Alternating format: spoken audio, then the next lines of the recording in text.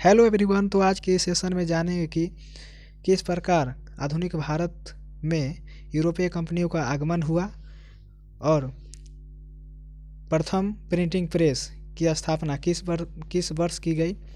Printing press को प्रारंभ करने का श्रेय किनको जाता है। इन सभी विषय के बारे में आज के इस वीडियो के माध्यम से जानकारी प्राप्त करेंगे। तो चलिए इस सेशन को स्टार्ट करते हैं। व्यापार हेतु समुद्री मार्ग से भारत आने वाले प्रथम यूरोपीय कौन थे? पुर्तगाली। यूरोप से भारत आने के लिए समुद्री मार्ग की खोज किसके द्वारा की गई? वास्को डी गामा के द्वारा। इनका आगमन हुआ था 17 मई 1498 ईस्वी को। कालीकट बंदरगाह के तट पर किसने वास्को डी गामा का स्वागत किया था? तो जमोरियन, स्थानीय शासक था जमोरियन। इन्होंने स्वागत किया था वास्को डी गामा का कालीकट बंदरगाह पे। पुर्तगालियों ने भारत में सर्वप्रथम अपनी व्यावसायिक फैक्ट्री कहाँ स्थापित की थी? कोची में, कोचिन। फैक्ट्री, पहले का फैक्ट्री एक तरह का वेयर हाउस होता था, उसको ही फैक्ट्री बोला जाता था। तो पुर्तगाली उपनिवेश का प्रथम वायसराय भारत में कौन नियुक्त हुआ था?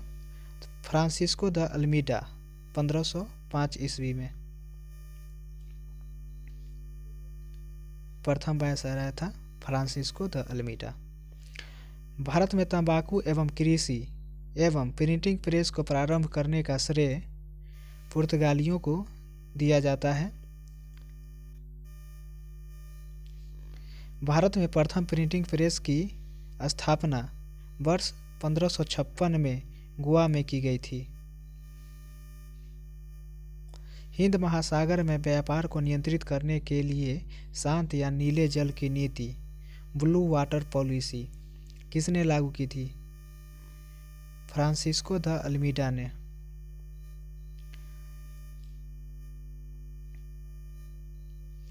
विभिन्न देशों के खोजकर्ता, देश को नहीं, रास्ता भारत तक पहुंचने का रास्ता को खोज किया था।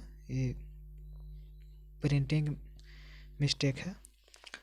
तो आइए जानते हैं भारत जाने का रास्ता किस किस ने कैसे खोज किया गया था और भी देश में जाने के लिए किस प्रकार से रास्ते का खोज किया गया था। तो वास्को डी गामा ने भारत जाने का रास्ता को खोजा था और भारत पहुंचा था।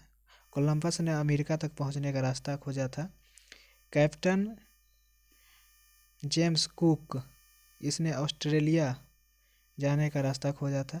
तस्मानिया एवं न्यूजीलैंड पहुंचा था। और बार्थोलोमो डियाज ने केप ऑफ गुड होप तक पहुंचा था, उसके आगे नहीं जा पाया था। तो कहने का अर्थ ये है कि भारत और अमेरिका ये तो अपने स्थान पर ही हैं, लेकिन लोग वहाँ पर पहुँचने के लिए जो रास्ता को अपनाया उसी को खोज किया, रास्ते का खोज किया गया था। भारत में पुर्तगाली शक्ति का वास्तविक संस्थापक किसे दक्षिण अफ्रीका माना जाता है? अल्बुकर्क को। किस वायसराय के काल में गोवा को पुर्तगालियों का औपचारिक मुख्यालय बनाया गया? नीनो डी कुन्हा को। कुन्हा से याद कर लेंगे इनको। औपचारिक मुख्यालय बनाया गया था। ये वायसराय थे नीनो डी कुन्हा।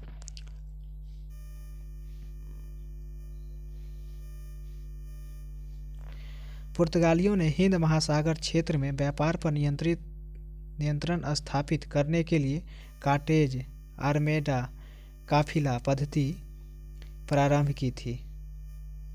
पुर्तगालियों के पश्चात भारत में व्यापार करने आए डच कहाँ के निवासी थे? हॉलैंड, वर्तमान में इसको नीदरलैंड बोला जाता है।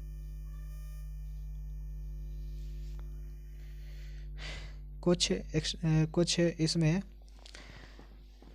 स्टैटिक्स जीएस भी है। जैसे पुर्तगाली ईस्ट इंडिया कंपनी ने पुर्तगाल देश से आया था। एस्टाडो द इंडिया इसका कंपनी था। 1498 में इसकी स्थापना की गई थी।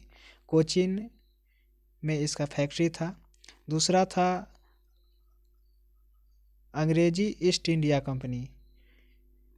गवर्नर एवं company of merchant of London trading into the east Indies, ये ब्रिटेन का कंपनी था। 1600 ईस्वी में इसकी स्थापना सूरत में, भारत के सूरत में किया गया था। United East India Company of Netherlands, इसकी स्थापना हॉलैंड में किया गया था 1602 ईस्वी में। इसका फैक्ट्री मछलीपट्टनम में था।